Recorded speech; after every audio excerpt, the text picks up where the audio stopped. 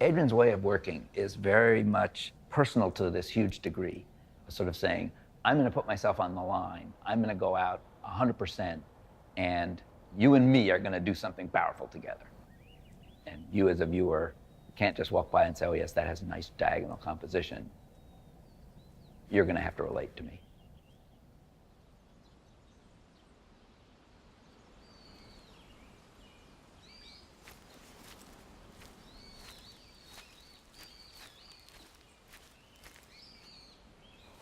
I didn't really have aspirations to be a photographer when I was a child.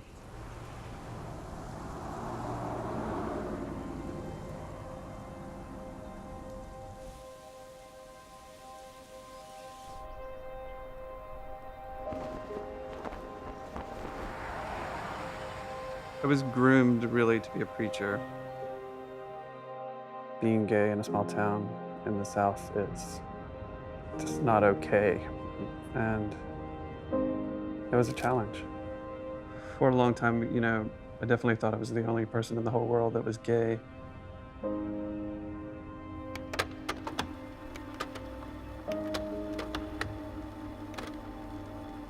All my play was about space travel, and everything was about wanting to leave where I was at. And that's when I started making photographs. Photography became my way of interpreting my life. It kept me from going off the deep end. It was the beginning of the AIDS plague, and so people were dying. Puzzling new disease has appeared in the past couple of years that is spreading rapidly among homosexuals. AIDS has struck only a reported 1,500 people, but it has killed almost 600 of them. And as yet, no one with AIDS has been cured. The number of cases is doubling every 8 to 12 It was those horrifying early years where it was very ugly and frightening. Afraid. Yes, I'm repulsed by the man's lifestyle. I'm repulsed by his disease, and I'm repulsed by him. God's word does not stutter, it does not stammer, it does not hesitate when it comes to this issue. It was a strange place to be, you know, young and alive, and the specter of this death is everywhere, and you know it's coming for you.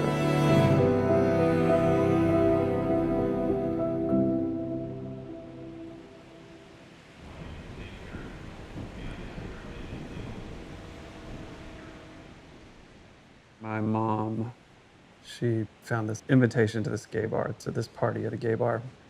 She brought it to me. She goes, if you're messing around or thinking about being gay and you get AIDS, it'll be what you deserve.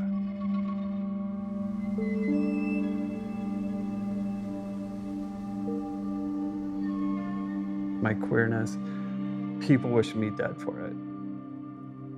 And to have my mom wish me to be dead for being queer.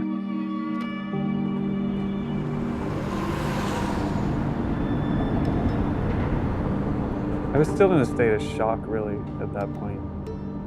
I was actually driving down the road with a friend, actually the only person at the time that knew I was positive and had been diagnosed with AIDS.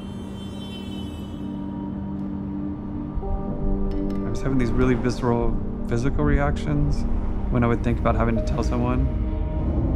I would start breathing really heavy, lots of breath, start sweating, really severe.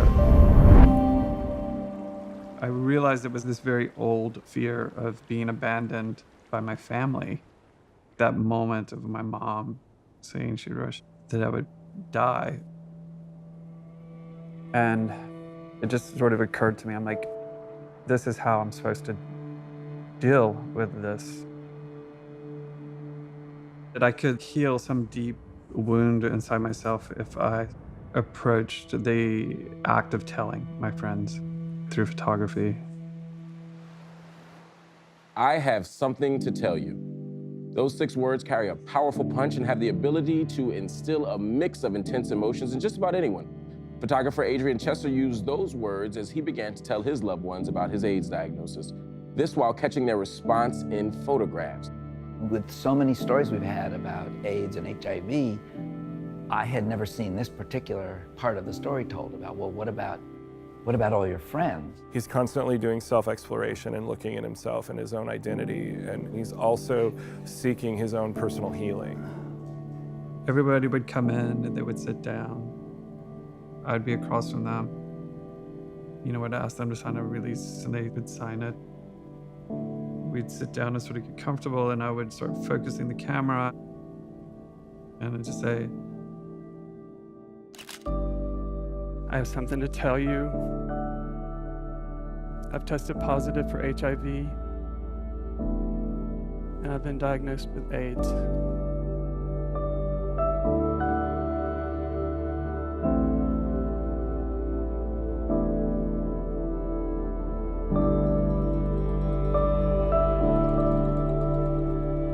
I think it brings knowledge about what is grief about, how do we deal with these things? What at that time was a real sort of death sentence disease.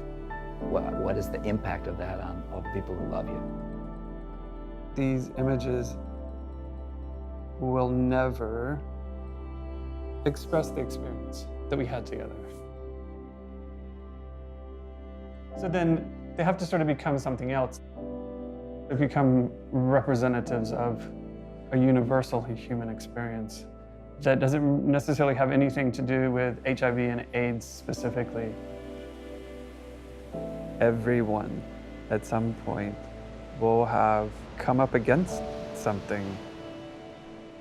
The ways in which you choose to deal with those life-altering experiences is going to illuminate the way in which everything that comes after it is experienced. You can choose to check out in one form or another. I chose to explore it with the tools that I had, to be as present as possible.